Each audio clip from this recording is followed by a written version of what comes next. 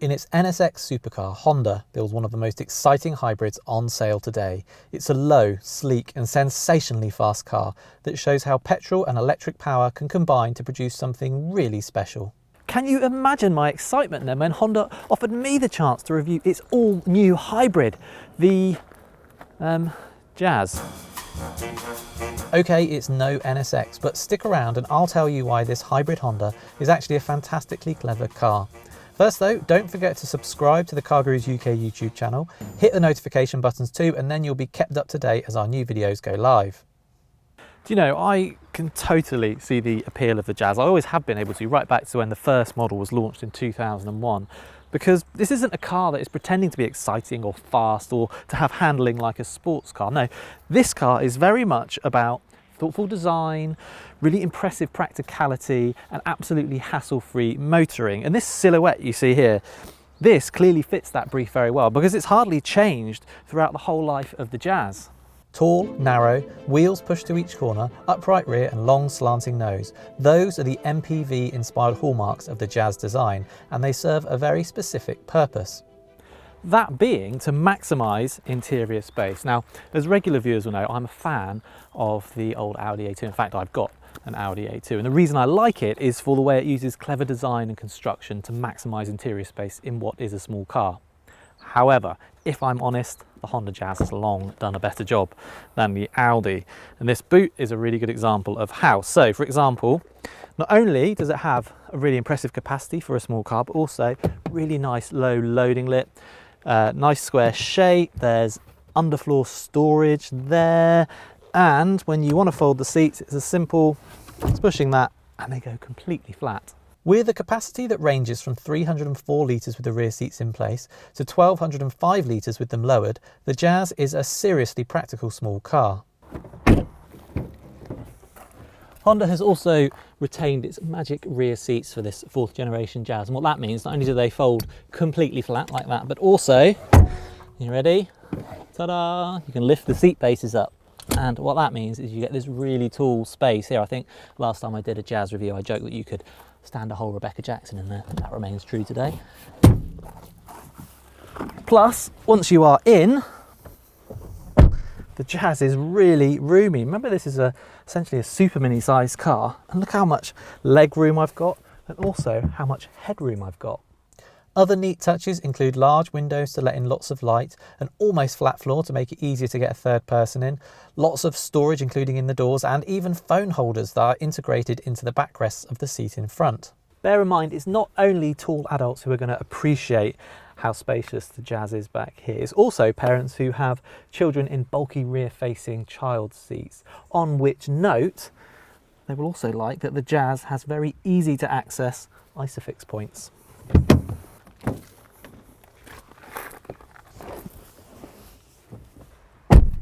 When I first climbed into the Jazz, it wasn't the annoying chimes or the design of the dashboard that first grabbed my attention. No, it was this. Look at this. This is a split A-pillar. This is a really nice bit of design. And what it does is it ensures that visibility out the front is fantastic. You kind of get this widescreen view. At the back as well, you get a nice big rear windscreen and it's almost flat. So actually for all-round visibility, the Jazz is really fantastic. And that, combined with the light controls and the car's narrow dimensions, makes the Jazz incredibly simple to park, even without the parking sensors and rear view camera that come on most models. I'm less bowled over by the rest of the interior, although I will start with the good bits. So for example, practicality wise, excellent. There's storage here, there's a cup holder, more storage there, there's more storage there. There's not just one, but 2 glove boxes. That's excellent. And I've just noticed there's more storage up here as well. This is a really useful little car for stashing odds and ends. I also like the fact there's so much adjustability in the driving position. You can actually get quite high in the Jazz for that sort of mini MPV-like feel. What I'm less bowled over by is some of the sort of design elements of this car. Take this digital dial setup, for example. Now, I'm sure this is supposed to look very high-tech, but actually, to me, it kind of brings to mind one of those kids' Tomy driving simulators from the 1980s, which I'm assuming is probably not what Honda was going for. Similarly, the 9-inch touchscreen, which comes on SR spec and above, looks as though it's been added as a bit of an afterthought. And in terms of functionality, it's definitely an improvement on the systems in Honda's previous generation of cars. That said, it can still be a bit laggy, and the Garmin sat-nav is not as good as something like Google Maps. Thankfully then you can just hook up your smartphone and use Apple CarPlay or Android Auto and use the mapping software or music software on that if you find that easier. Other things about this interior: heat controls, physical buttons and knobs, very good, like that. Similarly, steering wheel controls. You're going to need 5 or 10 minutes to acclimatise yourself. These control like the trip computer on the digital screen and some of the driver assistance features, but they all work really well once you know what you're doing. And then speaking of the steering wheel, what do we think about this two-spoke design? It's very clean, very minimalist, very Honda-y.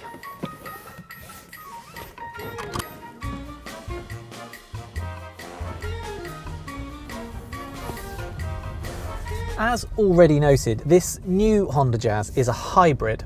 And what that means is you can pull away on pure electric power, and actually you can keep driving on pure electric power for quite sustained periods. And what that means is that unless you are aggressive with the throttle, actually you can drive this Jazz hybrid a bit like you would drive an EV. It feels quiet, smooth and responsive, particularly around town. The petrol engine part of the equation is a 1.5 litre naturally aspirated unit. Thanks to using a hybrid system that's similar to Honda's CR-V, the Jazz can run in full electric mode, full petrol mode, or a combination of the two, at which point the engine acts as a generator to charge the battery. The running of the hybrid system might be complex, but actually as the driver you don't really need to worry about that because the car just sorts everything out for you. I also like this interface here, in terms of on the right you've got the fuel gauge and on the left you've got a gauge showing battery charge. Now the battery charge in this, because it's not a plug-in hybrid, it does run out pretty quickly, but then also it replenishes quickly as well, particularly if you put the gearbox into B mode here to take full advantage of the regenerative braking. Because it makes such good use of the electrical element of its drivetrain, the Jazz can be extremely economical. We have regularly seen more than 60 miles per gallon out of our test car. When the petrol engine does cut in, it's far from unruly. As we said, it's a 1.5 litre unit, and if you're just driving around normally and the battery charge is low, then the engine will come on and sit at a constant RPM. It's basically kind of acting like a generator for the battery, which then powers the electric motor, which then drives the wheels. So you can drive around town like this and even get up to higher speeds, and the Jazz is actually a very refined little car. Where that changes is if you need to put your foot down, because then the petrol engine can also help drive the wheels directly. And the other thing I've noticed is if you do this, the revs go up and then you get what almost sounds like a racing car changing gear. Let's see if we can hear it. There it is. The only difference being that, well, one, the Jazz doesn't actually have any gears as such, and two, unlike in a racing car, you're not really accruing any speed. Drive the Jazz in this manner and the engine noise will start to grate. It's therefore a case of only pinning the throttle when you need to, as opposed to doing it because you actively want to. Finding out that the Jazz is no sports car is about as surprising as finding out that I'm no dancer. However, if you set your expectations at that level, really the ride and handling are pretty fine. Ride-wise, yes, it does jolt around a little bit at low speeds and on bumpy country roads, but what surprised me was actually on A roads and on motorways, this car feels a lot more settled than the previous generation of Jazz. And of course, it corners just like an NSX as well. I wish. No, the reality is that the Jazz handles exactly like you'd expect the Jazz to handle. You turn the wheel, the car starts to corner, the body leans over, you straighten up, the car straightens up. You get to the next corner and it does it all again. What I'm not getting is any sort of delicate feel through this two-spoke wheel. I'm not getting any sense from the chassis of how much grip there is. But as a Jazz driver, do I really care about that? Or am I more concerned about the impressively tall pot plant I've got in the rear footwell not toppling over?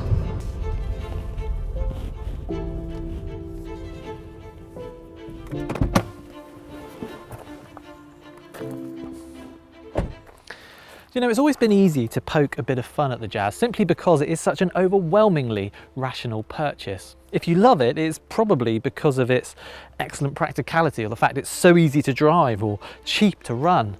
And it's almost certainly not because it is a car with a soul. But you know, that's okay. In 2020 in particular, when the world needs a bit of certainty, the fact that this all-new Jazz is still very much a Jazz in every single aspect, well, that's going to be very familiar and very appealing to buyers. You know, this thing, it's a really good car. So this new Jazz is a fine little car, but does its blend of practicality, low running costs and clever design appeal to you? Let us know in the comments, and as ever, please do hit the like and subscribe buttons as well. Plus, when it comes time to find your next car, remember to head to cargurus.co.uk, which is where you'll be able to find great deals from top rated dealers.